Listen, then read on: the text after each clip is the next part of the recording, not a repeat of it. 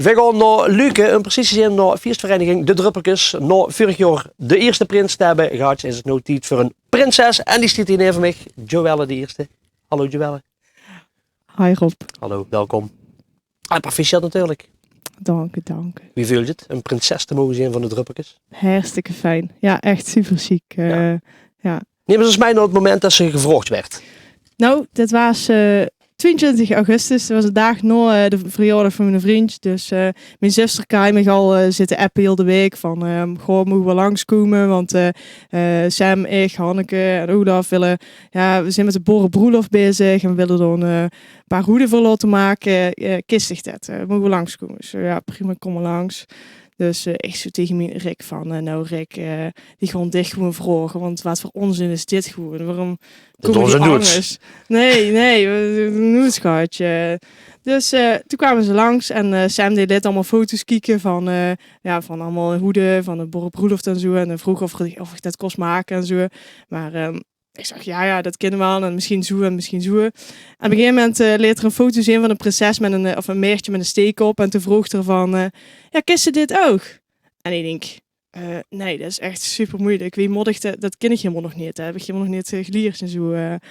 Ja, maar kind zich dit ook? Nou, bij mij viel het kwartje echt niet. Dus vroeg op een gegeven moment, wil zich prinses bij ons zien?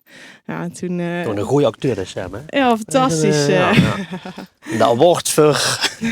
Nou, toen naar de garage staan, want Rick was in de garage aan het werk. Van, helemaal gechoqueerd dat ze me dat hij gevraagd.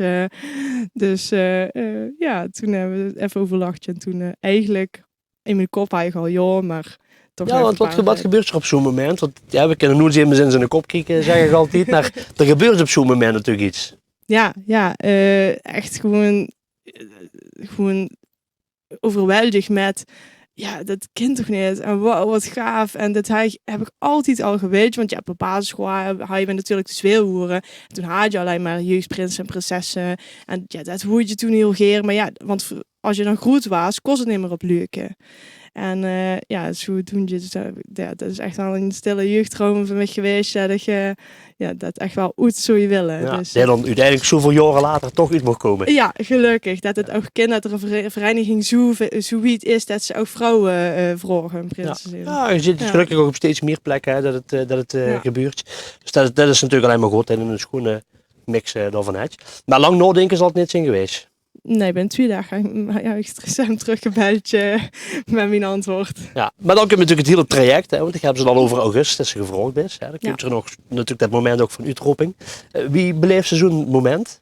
Veel spanning, veel moeten regelen, veel met medailles ontworpen, naar de medaillemaker geweest, foto's gemaakt, foto's bewerkt, echt van alles.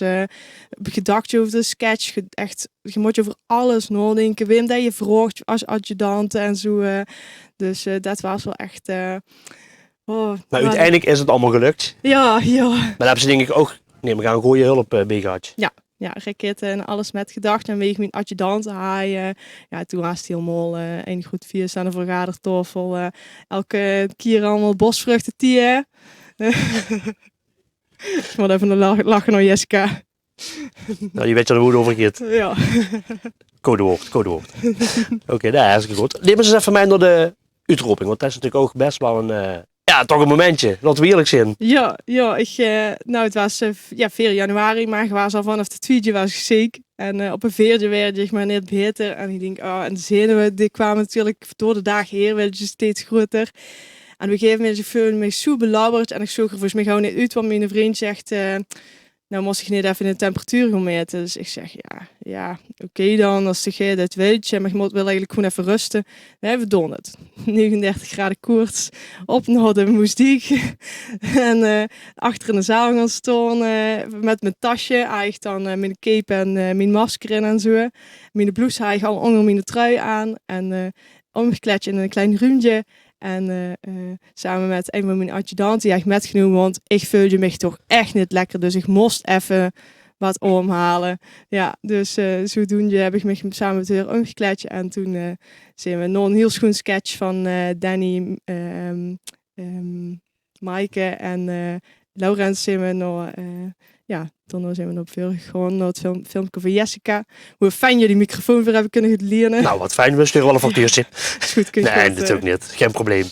Geen enkel probleem. Nou, dan moet wel een heerlijk moment zijn natuurlijk. Op het moment dat ze er dan toch eindelijk is. Ja, wat een opluchting was dat zeg. Zo, de eerste speech was dan wel spannend, maar was echt heel fijn uiteindelijk te mogen zeggen. Ja, dat is het. Ik neem ze in het traject ook, hè. Moet je over van allerlei dingetjes nog gaan denken. Wim de adjudant weer, wat ga je allemaal zeggen? Wie ziet de onderscheiding eruit? Die hebben ze inmiddels gewoon in. Kunnen we even vragen of dat we misschien even schoen een klein beetje op kunnen richten. Dan mogen zich zelf even vertellen wat er op die onderscheiding van niks staat. Nou, ik heb er een draaidinger van de schutterij. Dus ik heb een kruunke, een grote buks en de scheetboom op staan. Want ik ben koningin bij de schutterij. En het leefste wat ik daar doe is het scheten. Dus dat heb ik er alle 3 verwerkt. Dan staat er natuurlijk een steek op, want ja, ik ben een prinses met een steek. Dan verder heb ik nog mijn hoeden erop staan. We hangen ook een kat met een hoed erop. Ik hoor gewoon heel erg van katten, dus hij moest er gewoon op staan. Ja, en ook kennelijk van hoeden. Ja, we hoeden maken door nog toes als hobby. Dus daarom stond die erop. En ik heb een muisje met een aantal beuken. En dat staat dan symbool voor mijn baan bij het koers op het college. Nou, als onderwijsassistent. Ja. Er zitten al die elementen in een schoen met daar die verwerkt. Dan hebben we uiteindelijk de orde van. De eigenwijze muts. Ja, oh jee, eigenwijze muts. Ze hebben niet makkelijk met me gehad. Nee, en misschien gaat er nog een hele hoop komen. Dus, Wie weet. Ja. Want wat heb je tot nu toe beleefd waarvan ze zegt van nou, tot nu toe is dat wel mijn hoogtepunt, maar dat kan nog wel iets anders misschien overgaan. Nou, mensen zeggen altijd, of mensen hebben tegen mij elke keer gezegd van nou, de recepties, een beetje stoom, een beetje kallen, een beetje wat te drinken. Maar ik vind die eigenlijk tot nu toe wel echt kei chic, want je moet gewoon van tevoren gaan bedenken wat gewoon echt voor de prins of prinspaar qua ludiek cadeau doen en wat gewoon nog toe allemaal op het podium zaneken. Dat vind ik gewoon het allerleukste om door met je helemaal op los te laten. Ja, dat volgens mij door gebeuren dat de schoen zijn eigen de leukste dingen. Hè? Dus dat is het schoenen ervan. Zijn er dan nog andere dingen hoe dat ze heel erg naar uitkijkt voor dit seizoen? Nou, we hebben natuurlijk nu zo tot onze eigen receptie.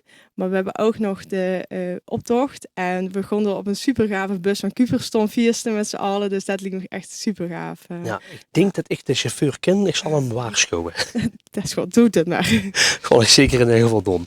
Nou, het gaat zeker goed komen door bij de druppeltjes. Ze zijn lekker aan de weg aan het tummeren. Dus het zit allemaal mooi in de lift, hè, zo weet je dat schoon zeggen. Dus dat gaat helemaal goed komen. Voordat we afscheid nemen, wil ik natuurlijk ook wel heel graag nog 10 divisie huren. Nou, dat zal ik dan zeggen voor dich. Met de hoed in de hand lopen we de Polonaise door het vasteland. Nou, kijk aan. Hartstikke goed. Fijn dat je te gast bent geweest. En ik wens je een hele goede vasteland.